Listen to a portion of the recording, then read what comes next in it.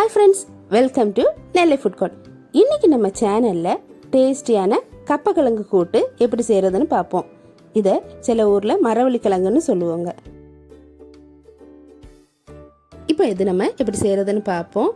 இதுக்கு மரவள்ளி கிழங்க இந்த மாதிரி மீடியம் சைஸில் நறுக்கி எடுத்துக்கோங்க. அதில் உள்ள மண்ணெல்லாம் போக நல்லா வாஷ் பண்ணி எடுத்துக்கோங்க. இப்போ நம்ம அதை வேக வைக்கலாம். இதுக்கு ப்ரெஷர் குக்கர் யூஸ் பண்ணால் கொஞ்சம் ஈஸியாக வேலை முடியும். இதில் ப்ரெஷர் குக்கரில் வச்சு 3 விசில் போட்டு எடுத்துக்கோங்க.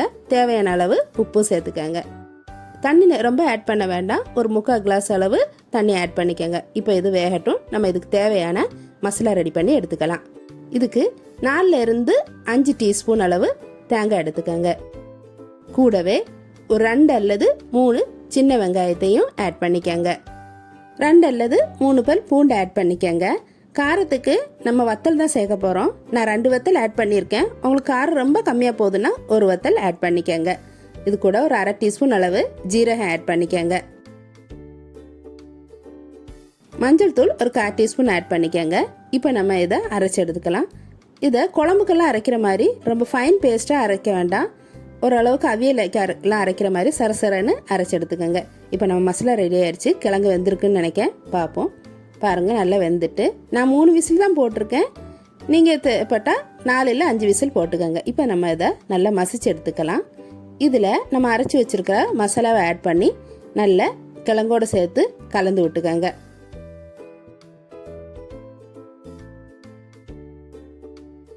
இப்போ மசாலாவும் கிழங்கு நல்லா கலந்து விட்டாச்சு.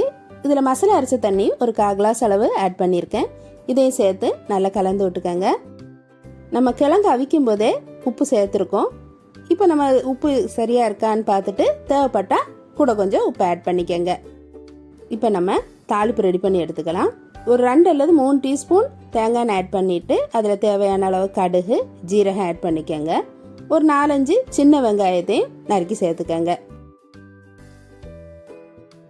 தேவையான அளவு கருவேப்பிலை ஆட் பண்ணிக்கோங்க. கொஞ்சம் விரிவான பாத்திரத்தை எடுத்துக்கோங்க.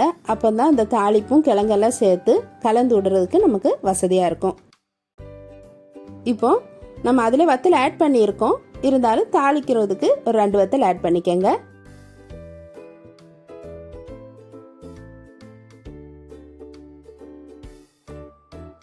இப்போ தாளிப்பு நல்லா ரெடி ஆயிடுச்சு. இதில் நம்ம ரெடி பண்ணி வச்சுருக்கிற கிழங்கையும் மசாலாவையும் சேர்த்து நல்லா கிளறி விட்டுக்கலாம்.